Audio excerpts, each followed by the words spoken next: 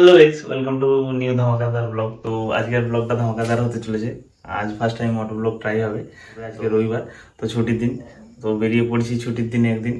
তো এখন বাজে 3:30। তো চলো বেরোয় এবারে, যেতে যেতে কথা হচ্ছে। আর যারা চ্যানেলে আছে নতুন, ভিডিওটা কন্টিনিউ দেখো এবং লাইক কমেন্ট সাবস্ক্রাইব। চলো টাটা, ঠিক আছে, বেরোচ্ছি মা। বাড়ি থেকে জাস্ট বেরিয়ে পড়লাম, বাড়িকে টাটা বাই বাই বলে।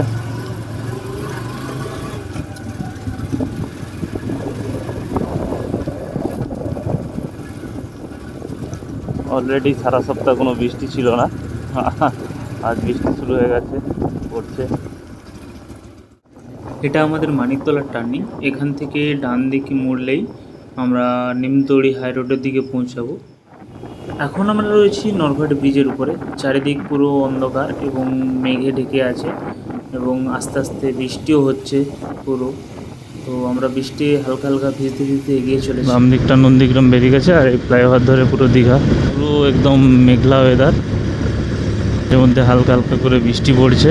দীঘা যাওয়ার পথে এখানে একটা নতুন করে টোল ট্যাক্স চালু হচ্ছে এখানে, এখনও যদিও চালু হয়নি, কিছুদিনের মধ্যে চালু হয়ে যাবে। মেঘলা ওয়েদারে হালকা হালকা ভিজতে ভিজতে আমরা প্রায় নাচিন্দা মন্দিরের কাছাকাছি চলে এসেছি। এটা নাচিন্দা মন্দিরের বাজার, যেটা বলে, কোথায় বলে যে দীঘা যাওয়ার পথে নাচিন্দা মন্দিরের যদি না দর্শন করেন তাহলে এই যাত্রা অসম্পূর্ণ রয়ে যায়। এ হচ্ছে নাচিন্দা মন্দির। এখানে মন্দির এখন বন্ধ রয়েছে, আমরা বাদ থেকেই প্রণাম করে বেরিয়ে যাব। 32 কিলোমিটার দীঘা এবং বাম দিকটা কোনটাই টাউন। তো আমরা ডান দিকে যাবো এবারে। সিগন্যাল কোথায়? পুলিশে অন্য অন্য জিনিসকে ধরে রে, ভয়ে দম হালকা হয়ে যাচ্ছিল। কাঁথিতে চা খাওয়ার পর আমরা একটা নির্জন রাস্তা ধরে, একটা খালপাড়ের রাস্তা ধরে এগিয়ে চলেছি, যেটি নতুন মেরিন ড্রাইভ হয়েছে দীঘা যাওয়ার জন্যে, ওই মেরিন ড্রাইভের উদ্দেশ্যে। আর এখান থেকে 4-5 কিলোমিটার গাড়ি চালালেই সাউলা বিচের দিকে এগিয়ে চলেছি। ওখান থেকে মেরিন ড্রাইভ ধরে সোজা দীঘা যাওয়া যায়। এই হচ্ছে সেই নতুন ব্রিজ, এদিকে ট্রলারগুলো রয়েছে। আর নতুন ব্রিজ যেটা খুব সুন্দর, জাস্ট অসাধারণ। মন্দারমণি 10 কিলোমিটার, তাজপুর, দীঘা। এই ব্রিজটা এতটাই সুন্দর, যারা দীঘা আসবে তাদেরকে বলবো এই নতুন রাস্তাটা যেন একবার হলেও ঘুরে যায়। এলেই বুঝতে পারবে যে কেন বলছি এই নতুন রাস্তাটা এতটাই সুন্দর। একবার আসুন আপনারা, এসে ঘুরে যান।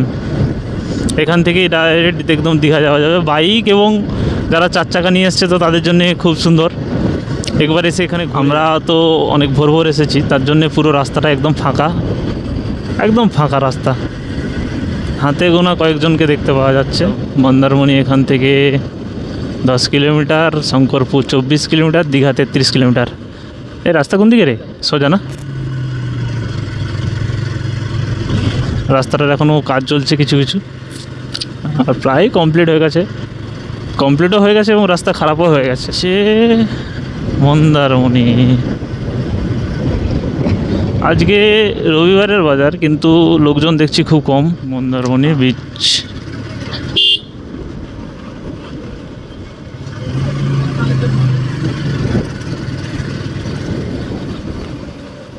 এখানে গাড়ি রাখতে হবে। ফাইনালি আমরা মন্দারমণিতে পৌঁছে গেছি। তো ভাই এখানে কিছুক্ষণ সময় কাটাই,